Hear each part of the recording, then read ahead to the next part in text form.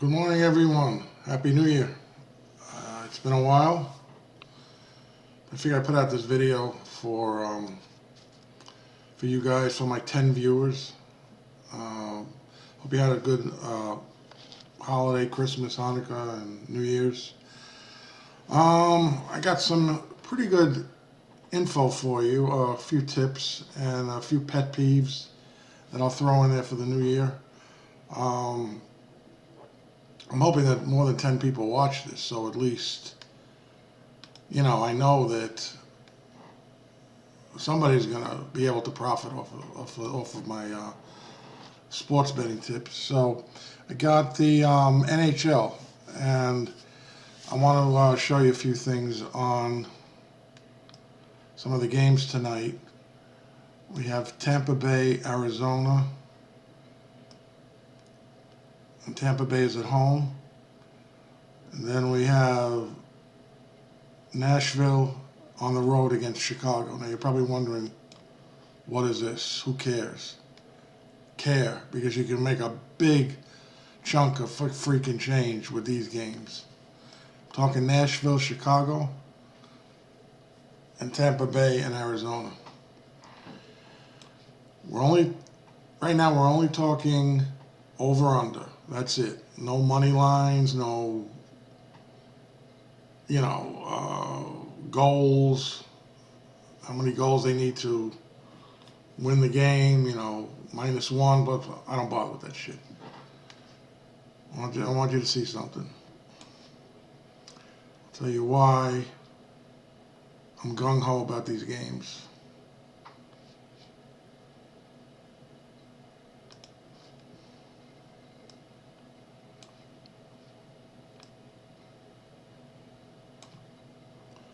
We go to the rankings.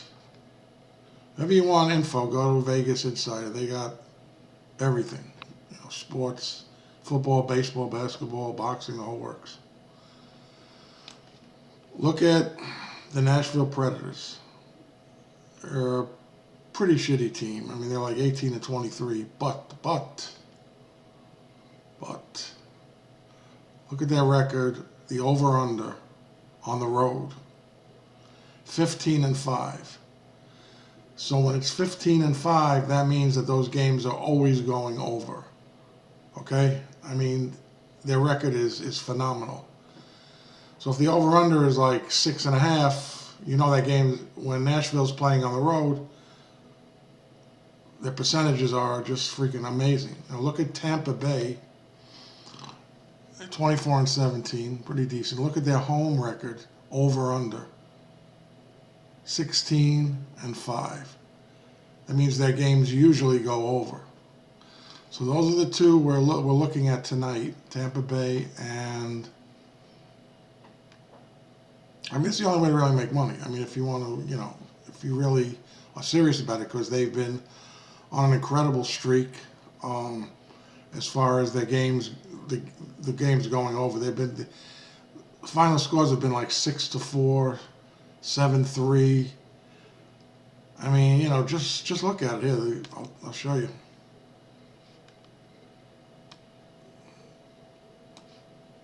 Let's start road only with Nashville, okay?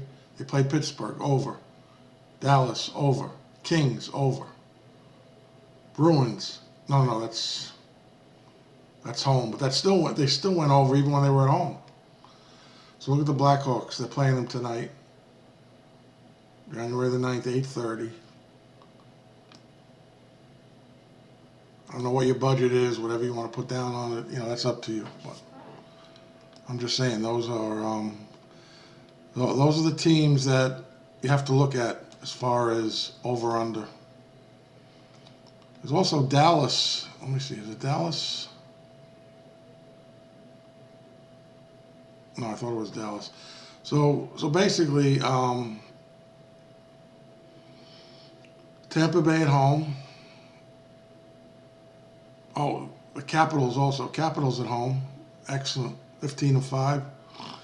But they're not playing tonight. So that's what you're going to have to key in on. And if you stick with those percentages, okay, you might lose one, you might lose two, but if the cost per dollar averaging, if you stick with it for the remainder of the year, you're going to come up with a nice profit, because I don't see those games going under with the type of scoring that Nashville has. They don't win the majority of their games, but they score a lot of goals. So even though they're talking about it now, Predators and Blackhawks, they sit in the last two spots, but shit, man, they put up a lot of goals, man. So that's it.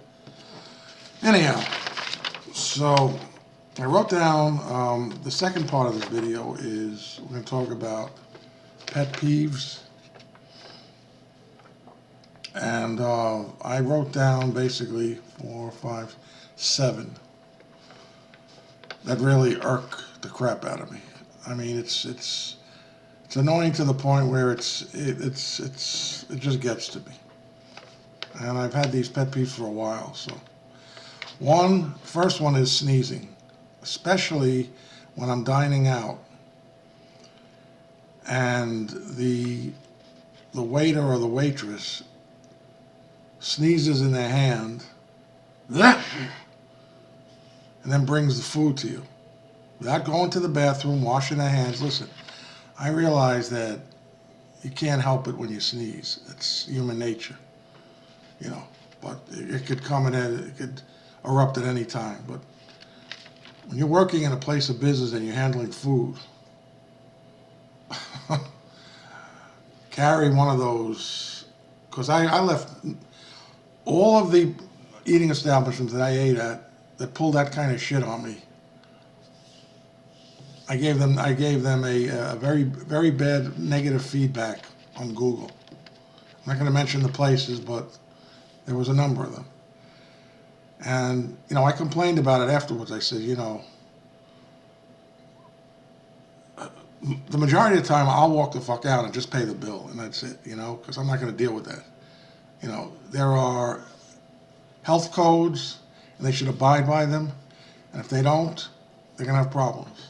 One of them is sneezing, because that's germs, and it's not even it's just more than the germs. It's disgusting, So that's one. And if they're making the food, and I catch them doing that, ain't working for me. Pet peeve 2, the nervous laugh. That bugs the crap out of me. Let's say you're eating with a bunch of friends, or actually you're dining out with a young lady or a man or whatever, male or whatever friend of yours, and you're sitting there, and then you got a bunch that's sitting in the corner somewhere, and they're having a good time. They have the right to, engage in conversation, whatever. But there's always one in that bunch that has to go, and they're not even laughing at anything that's funny. It's just like a nervous social laugh, Oh, and it's persistent. Okay, that shit bothers that bugs the hell out of me.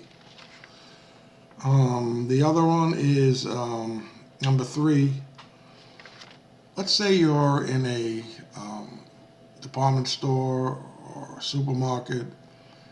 You can't find an item, and then you ask one of the workers there, do you have this product, whatever? And instead of saying, all they have to do is say, no, I'm sorry, we're out of stock, we'll order it. So they'll go into this like song and dance thing, like they just smacked into your car. No, I'm sorry. Shut the fuck. I hate that. Don't apologize. Don't cry. You don't have it. You don't have it. But none of this. Oh, I'm so sorry. It's a fucking. It's a falsified act, okay?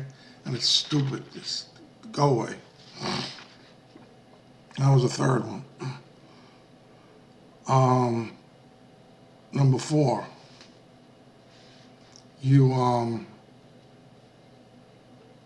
thank someone that's working in a department store or a grocery or a supermarket for helping you out.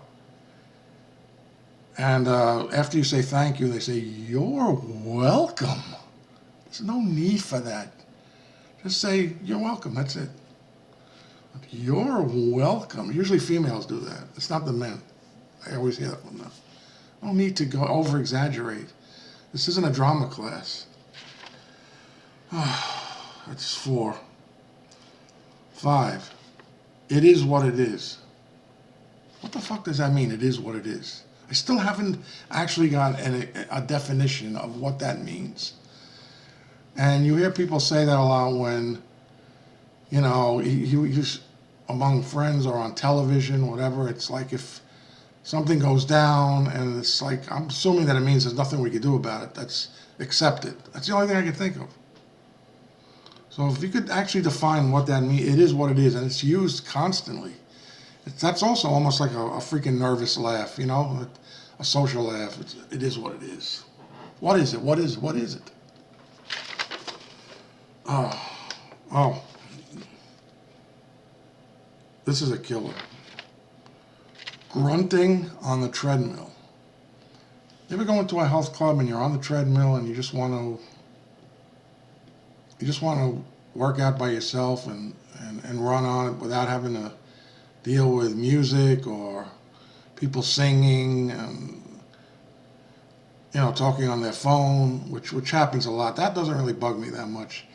It's when you got this, especially this pertains to to men. You'll have this guy that's like 2 treadmills away from you. The next thing you're going to hear is, while you're on treadmill, I guarantee you, they're not even sick, okay? They don't even have a cold. It's like, it's so annoying. And then it goes on and on. If you're on the treadmill for 30 minutes, you're going to have to deal with that for 30 minutes if that person's still on there for that amount of time. So, you know, that to me is like really fucked up. I can't deal with it. And I wrote down another one, but I can't even read my own handwriting anymore. It's like Chinese. Yuan Shang?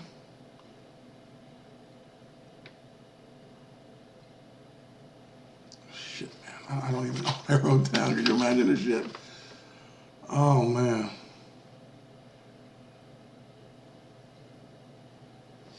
God. My handwriting is so bad. I can't even figure out what I just wrote down. But oh God, this is so embarrassing. Anyhow, I'll figure it out sooner or later. If not, maybe I'll edit it in. But so far, those were the 6 that get to me. So anyway, so you know, stick with those tips I gave you, and if you like what you just heard, leave a comment in the description box, and subscribe if you like. Watch the video. Hopefully a handful will watch this and you know, voice their opinion on it. Or I haven't had a comment on my videos in about 6 months. Not even one comment. And that's sad. You got all these other people that probably just start out on YouTube, and because of, you know, I guess it's if they're good-looking women or you just have it, you know, got it going on, they get the views, they get the subs. My age, I ain't getting shit. So, but anyway, I will see you soon with a new video, hopefully in the coming future. Stay well. Enjoy the new year.